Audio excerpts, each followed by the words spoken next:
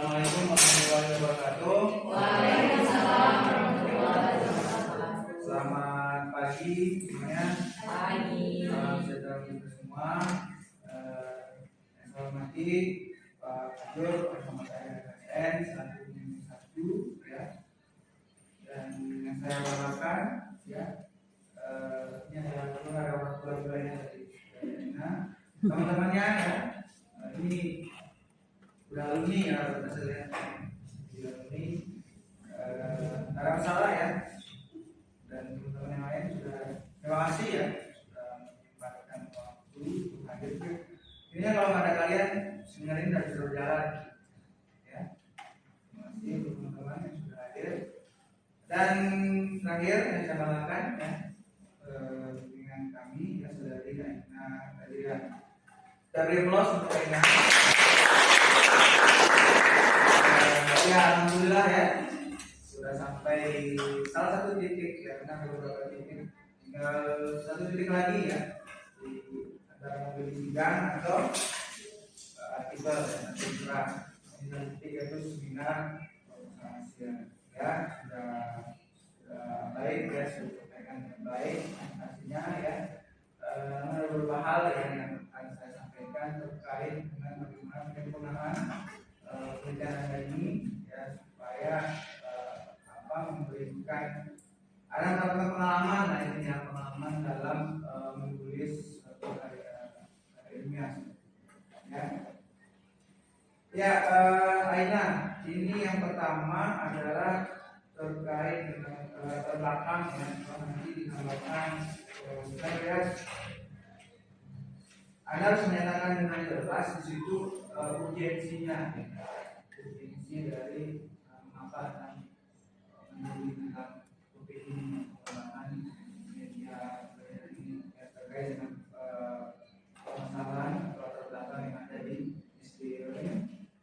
akan jelas itu. Kemudian juga elaborasi kebaruan dari atau rencana keberadaan yang tadi di latar belakangnya ya, baru lagi kebaruan dari penelitian ini. Jangan sampai Anda mengulang penelitian yang oke. Nah, terus yang selanjutnya di 21 dan 22 Anda menambahkan beberapa referensi yang bersifat internasional yang tadi. Karena kan sekarang kita sudah ada akses ya terhadap jurnal-jurnal internasional itu ya, yang sudah difasilitasi oleh pihak kampus ya. Sudah ada pelatihan. Hari ini pelatihannya ya. Semester 2 dan semester 4 diundang oleh pihak perpustakaan untuk mengakses jurnal-jurnal atau artikel-artikel internasional. Karena undang ini kan mensaing global ya. Nah, sekarang nanti di setiap riset mahasiswa harus menampilkan atau memunculkan ya artikel-artikel yang berasal dari jurnal. Karena kita sudah difasilitasi. Sayang sekali kita sudah difasilitasi, kita sudah diberikan akses yang luas oleh pihak kampus, tapi kita tidak manfaatkan. Kan itu namanya kubur nikmat ya. Ini kita nanti beberapa variabel metodenya itu perlu ditambahkan sehingga tidak berfokus pada internasional ya.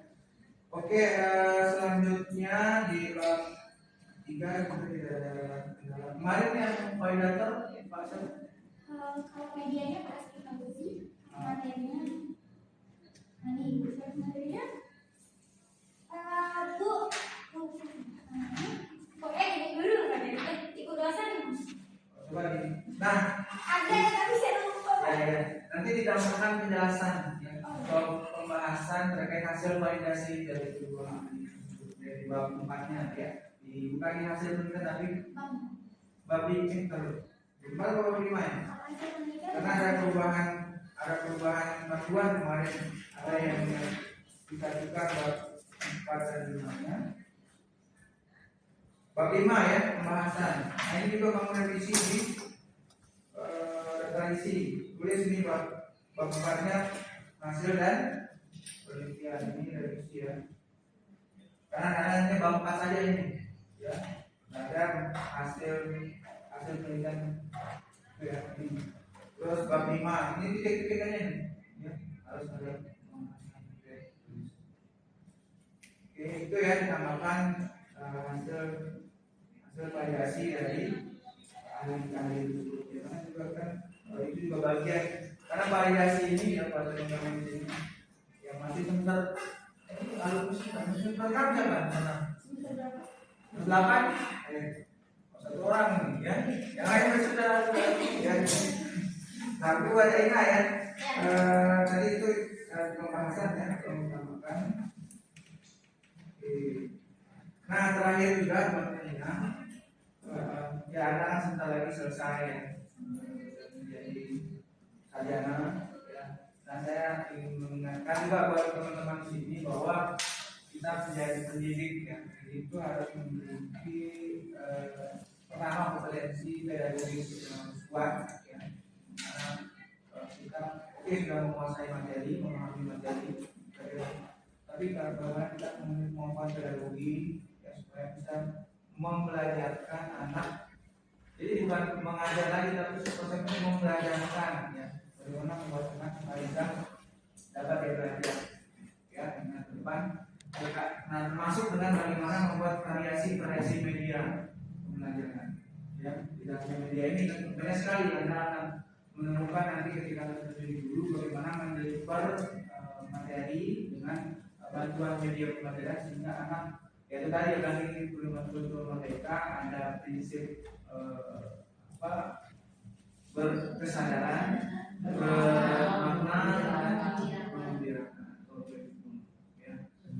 Juga tadi saya sempat mendengar Anda bilang ada istilahnya gaya belajar. Nah itu sebenarnya pseudoscience ya, belajar itu visual, auditorial, kinestetik itu belum menemukan dasar teorinya.